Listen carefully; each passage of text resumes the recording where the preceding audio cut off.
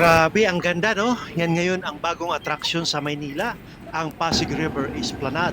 Tara, puntahan natin. Mula dito sa MRT Sio Boulevard ay sumakay tayo ng train papuntang Pasay.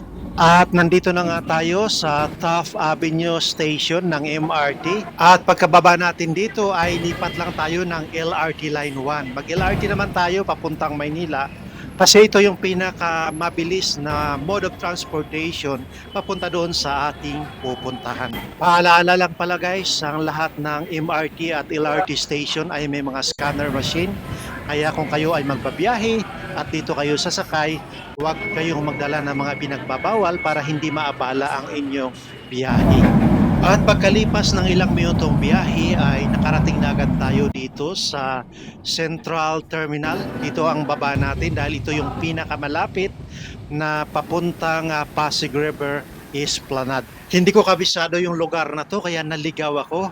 Imbes na dyan sana ako papunta, ay pumunta ako doon sa tulay. Ine-expect ko yun na yun.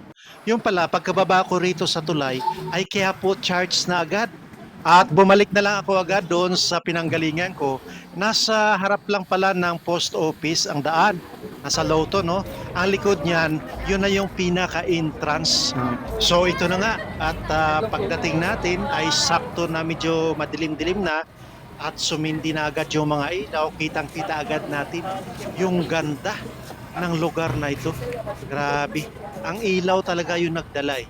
Itong ilaw na ito yung nagpapaganda lalo sa lugar. Plus background na mga building dito at ang Pasig River mismo. Sa sobrang excited, ayan, at gumala-gala agad tayo kahit pawis na pawis pa. Talagang hindi mapigil yung ating excitement. So, naglakad-lakad na agad tayo. Napansin natin na sobrang daming tao pala sa lugar na to. Lalo na Sunday pala ngayon. So family day, ni-expect talaga yung bukso ng maraming tao sa lugar na ito. At sakto naman may pa-fireworks dito kahit kakaunti pero nakadagdag siya ng ganda at saya sa mga taong nanonood ngayon dito. So itutur ko kayo guys dito at gusto ko makita ninyo ang kabuang lugar na to.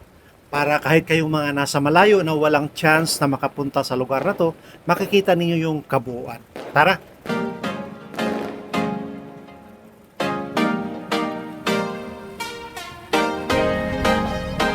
Dito makikita ninyo ang Jones Bridge.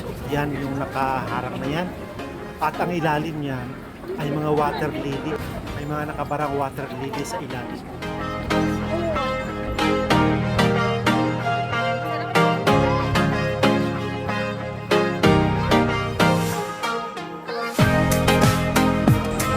Pagkalampas natin ng Jones Bridge ay makikita naman natin sa dulo, yun o, yung may arko. Yun yung bagong tulay ng Binondo Intramuros na napakaganda rin. Nag-complement din yung mga ilaw ng tulay dito sa Pasig River Esplanade. Kaya parang connected lang sila pero malayo pa talaga yan.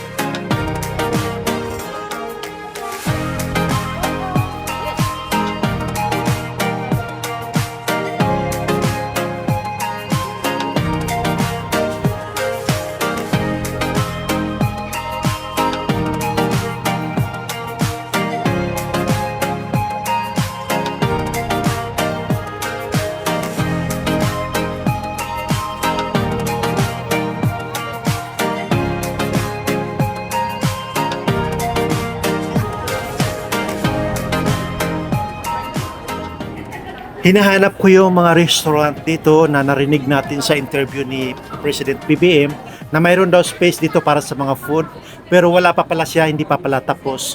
So kasalukuyan pang ginagawa. So wala tayong makain dito sa loob ng Esplanade kundi doon lang sa entrance sa labas. Doon tayo makabili ng mga street food. Tuloy-tuloy lang yung ating paglalakad guys kasi iikutin natin lahat ito. Dadalhin ko rin kayo doon sa Jones Bridge para ipakita ang kabuuang view ng Esplanade. Makikita natin pag nandoon tayo mamaya.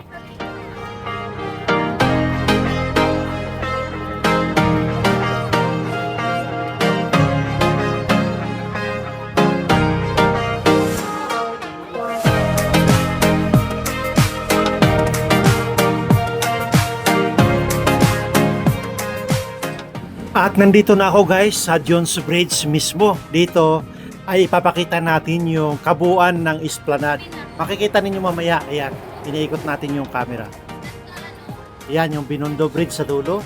At yan na mismo yung sa gilid. Yun yung kabuuang haba ng Pasig River Esplanade. Phase 1 pa lang ito kasi ang pagkaalam natin mayroon pa itong Phase 2 at aabangan natin yun.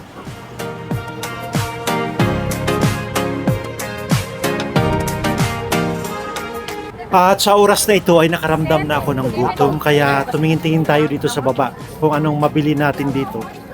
At ito nga may nakita ako ditong inihaw na mais at saka saging at yung inihaw na saging yung aking napagtripan.